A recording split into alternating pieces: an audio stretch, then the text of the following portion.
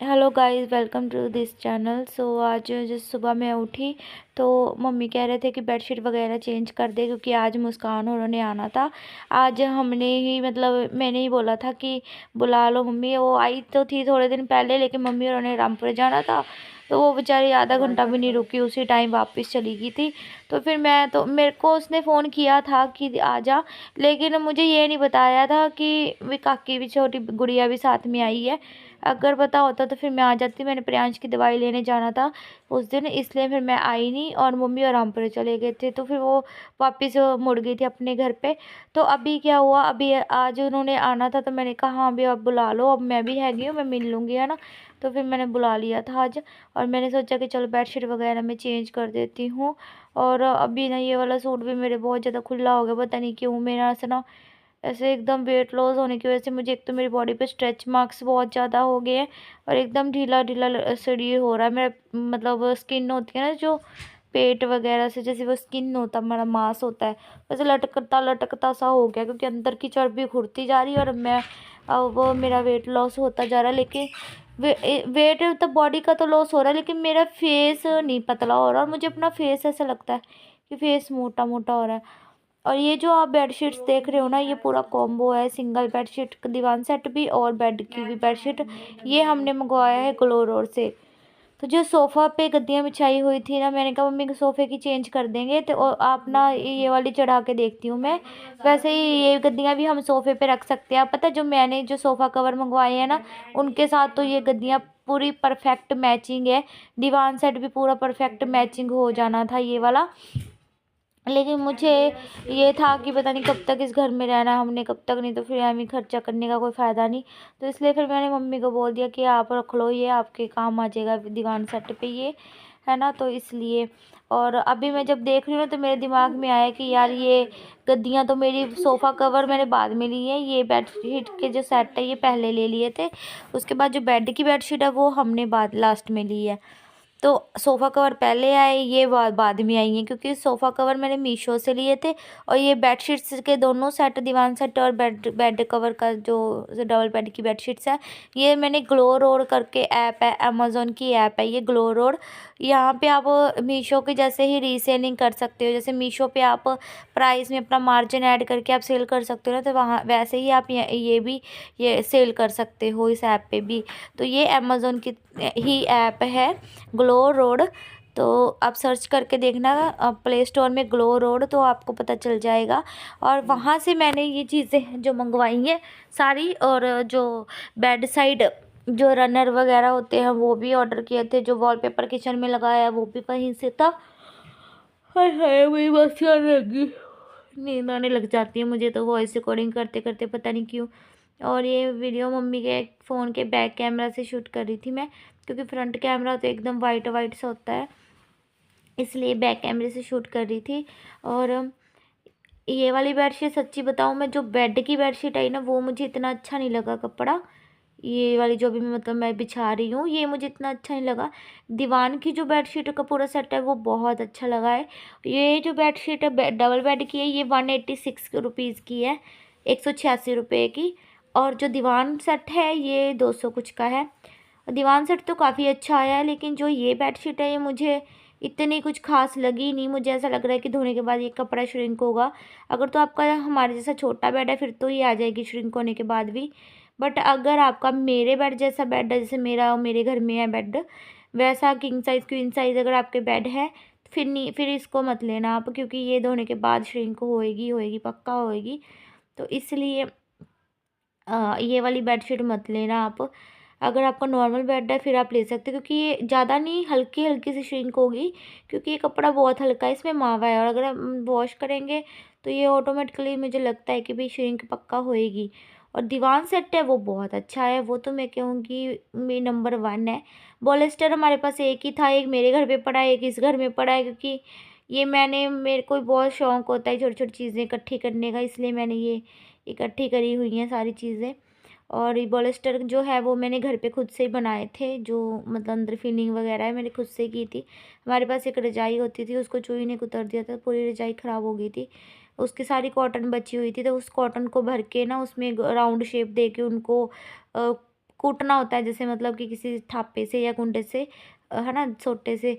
तो उससे मतलब मैंने कूट के उसको एक गोलाई में शेप बनाई, उसकी पुरानी रुई को नई बना के, और फिर उसमें मैंने कवर वगैरह सिले थे। तो वो तब मैं शायद यूट्यूबर नहीं थी, इसलिए मैंने वीडियोस नहीं बना रखी, क्योंकि मुझे इन सब चीज़ों का बहुत शौक होता था। सो अभी आप देख सकते हो कितना प्यारा लग रहा है। बताना गाइज मुझे कि कैसा लग रहा है। आधा ब्लॉग तो मम्मी का इसी में शूट हो गया। देखो कितनी प्यारी मतलब बेडशीट लग रही है बिछाने के बाद। और ऐसा पूरा रूम का जो सेट होता है ना, काफ़ी अच्छा लगता है। और अभी मम्मी बना रहे थे यहाँ पे चाय नाश्ता खाना वगैरह। और टिंडे की सब्ज़ी बनाई है। मेरी टिंडे की सब्ज़ी मुझे बहुत ज़्यादा पसंद है, मेरी फेवरेट सब्ज़ी है। लेकिन पता नहीं आज मम्मी ने ना थोड़ा सा रस्मी सी बनाई थी, क्योंकि प्रियांश के लिए मम्मी ने सोचा कि चलो रस्मी सी बना लेती हूँ। लेकिन ये तो बिल्कुल जो सूखी सूखी बनती है ना, जब मुझे तब अच्छी लगती है, तब फ्राई करके सूखी सूखी बनाती है मम्मी, तब मुझे बहुत अच्छी लगती है। और जब हम कभी बाहर जाए ना, कहीं मतलब कहीं ट्रैवल कर रहे हो, तब अगर टिंडे की या कोई भी सूखी सब्जी हो और चपातियाँ हो साथ में, है ना, या फिर चपातियों में अचार वगैरह रखा हो, पराठियाँ हो, है ना, तो ऐसी चीज़ें जब हम सफ़र में खाते हैं ना, बहुत अच्छी लगती है। जब भी मैं कहीं ट्रैवल करूँ, मेरा बिल्कुल नहीं मन करता कि मैं कोई तरी वाली सब्ज़ी लेके जाऊँ, एक तो वो डुल जाती है, ऊपर से वैसे भी वो ना अच्छी नहीं बनती है, टेस्टी नहीं लगती है सफ़र में। और जब सूखी सब्जियां जो होती हैं, उनका तो कुछ स्वाद ही अलग होता है। और बाहर जब हम माता पे जाते हैं ना, चिंतपूर्णी जाते हैं ना हम, जब भी माता रानी के हिमाचल, तब हम रास्ते में रोटियां और सूखी सब्जी बना के ले जाते हैं। तो जब हम रास्ते में कहीं पे रुकते हैं, कहीं ढाबे पे या कहीं पे, है ना, तो वहाँ पे हम जो है खा लेते हैं वो मतलब सब्जियाँ रोटियों के साथ। घर से हम बना के लेके जाते हैं रोटी, और वो जो स्वाद आता है ना, वो अलग होता है। और आप बताना आपको कैसा लगता है ना। और एक चीज़ मैं बताऊं कि जैसे हम मान लो स्कूल वगैरह जाते हैं, कहीं कॉलेज वगैरह जाते हो, एक स्कूल लाइफ का मेरा बताती हूँ एक्सपीरियंस। मैं घर से पराठियाँ लेके जाती थी, अचार उसमें फोल्ड करके लेके जाती थी, है ना। तो वो जो अचार की खुशबू और वो पराठियों की खुशबू, 4 पराठियाँ बना के देनी दो, मेरे अब भी सोच के मुंह में पानी आ रहा है, जैसे मैं बात कर रही हूँ और आंखें बंद करके मैं रिकॉर्डिंग लगा रही हूँ और ऐसे ऐसे मतलब सोच रही हूँ। तो मतलब कितना अच्छा लगता है ना वो स्कूल का टाइम, वो टिफ़िन खाना। और जो हाउसवाइफ है वो मेरे जैसे ऐसी कौन कौन सी लेडीज़ है मुझे बताना। मैं जब खुद के हाथों से कुछ बनाती हूँ ना, तब मैं कम खाती हूँ, तब मेरा खुद खाने का मन नहीं करता, पता नहीं क्यों। टेस्टी भी इतना बनाती हूँ, लेकिन फिर भी मैं खुद कम खाती हूँ। लेकिन जब मेरी मम्मी का हाथ का बना होता है ना, तब मैं बहुत खा लेती हूँ। मैं जहाँ 2 रोटी खानी, मैं 3 खा लेती हूँ। पता नहीं क्यों मेरे साथ ऐसा है, मेरा मेरा ऐसा ही मन है, मतलब ज़्यादा रोटी खा लेती हूँ जो मम्मी ने बनाई होती है। और अभी मेरी मम्मी की तबीयत ठीक नहीं है, इसलिए फिर मैंने सोचा मैं ही वॉइस ओवर कर देती हूँ। क्योंकि मम्मी का ना कानों में रेशा, जैसे उनको ना रेशा वगैरह हो गया था, जैसे खांसी में। और वो उनके कानों के, क्योंकि आपको पता है नाक की सर्जरी वगैरह हुई है ना, तो वो सुर नहीं कर सकते, ऐसे छिड़क नहीं सकते हैं। तो वो कानों में भी रेशा हो गया था, कानों से सुनना बंद हो गया, ब्लॉक हो गए थे कान। तो अभी 550 रुपये लगा के आए हैं, 250 तो फीस ही थी, 200-250 की वो दी है, दवाइयाँ दी हैं, और आने जाने का किराया 550 रुपये लगा के मम्मी आए हैं दवाई लेके। तब जाके थोड़ा सा आराम आया है। और अब बोलने वाला मतलब बोलने लगे हैं अब सही, वरना एकदम से डाउन हो गई थी मम्मी। कल बोला ही नहीं जा रहा था मम्मी से। अभी बर्तन वगैरह मांजने लगे हैं, और सफाइयाँ मैंने कर दी थी, और रोटी बना दी थी मैंने, सब्जी और बर्तन मम्मी ने कर दिए थे।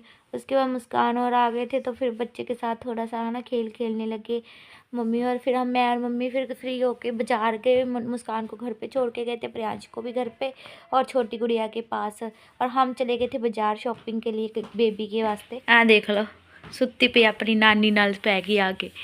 गुगल गुगल उठ जा, छोटका छोटका जो सिर जा कुत्ते बाबा ਇਹਦੇ आ गई टोपी। नहीं है सही है सर, सही है।